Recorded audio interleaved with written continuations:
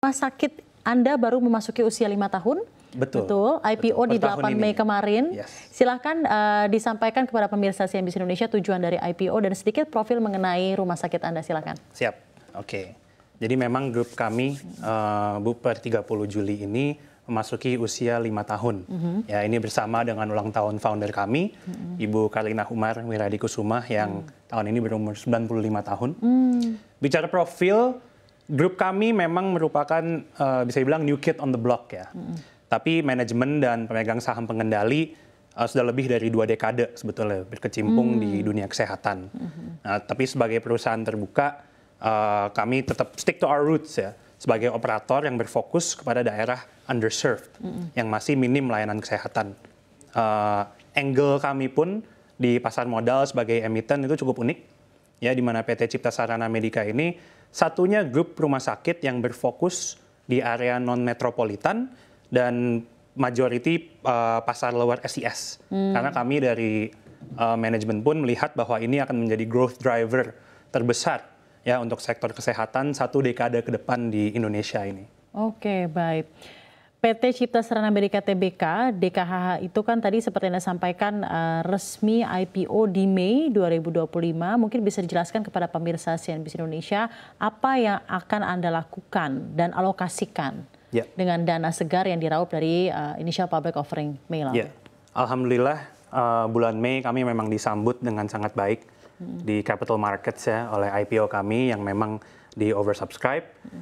Kami mendapatkan dana segar 70 miliar kurang dikit, di mana majority dari dana itu memang digunakan untuk ekspansi kapasitas, pembangunan gedung baru ya di rumah sakit kami, di mana kami akan menaikkan kapasitas dari rumah sakit Cibadak, DKH Cibadak dari 160 sampai 200 bed, dan membangun gedung 5 lantai dan upgrade alat kesehatan.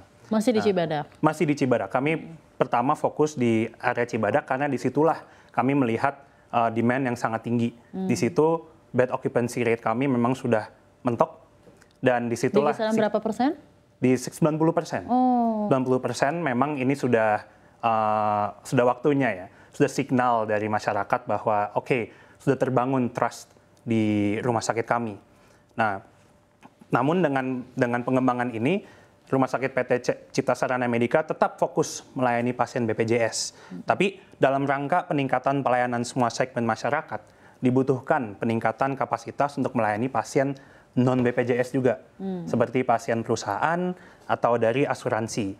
Nah, nanti ekspansi kami ke depannya memang diharapkan semua segmen masyarakat dapat dilayani secara prima oleh PT Cipta Sarana Medica. Dan ini akan berkorelasi terhadap peningkatan profitabilitas. Dan inilah yang memang kami, inilah yang target kami ya dari manajemen untuk tahun ini pasca IPO. Baik, mungkin bisa sedikit dijelaskan journey dari DKHH sendiri. Tadi seperti Anda sampaikan, walaupun rumah sakitnya baru beri 5 tahun, tapi pemilik saham dan para stakeholders yang ada di DKHH sudah berkecimpung lebih dari 20 tahun di industri kesehatan.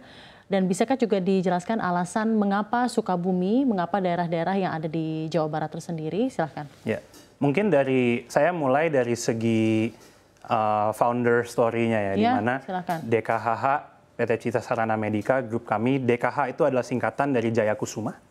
Jaya Kusuma itu gabungan dari nama Ibu Umar Wirahadikusuma dan Ibu Umar Jayatmaja dan Bapak Umar Wirahadikusuma, Jaya Kusuma.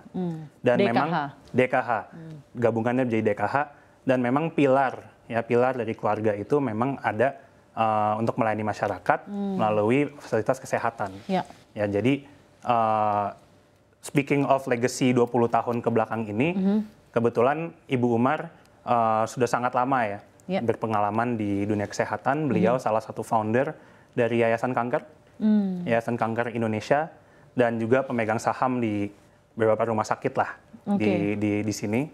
Tapi memang grup DKH ini berfokus kepada area non-metropolitan untuk mewujudkan visi non-metropolitan. Karena pesannya dari founder itu memang adalah untuk membangun layanan kesehatan yang merata.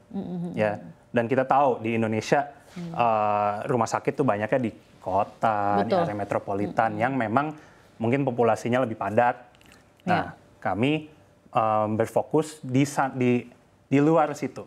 Dan target areanya memang saat ini di Jawa Barat dan di Sukabumi. Nah, di Sukabumi pun itu di mana lahirnya Ibu Umar. Oke. Iya. Jadi memang DIR sangat-sangat sejalan dan sentimental ya. Ada sentimental value-nya juga, betul. Ada sentimental value-nya sampai akhirnya berdiri 5 tahun belakangan.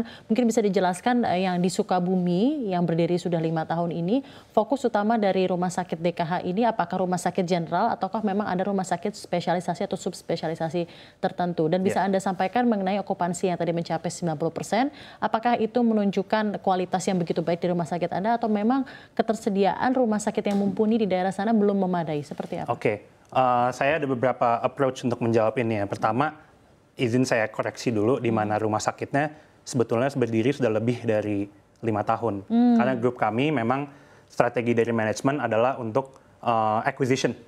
Ya, jadi kami tidak membangun, tapi grow melalui akuisisi.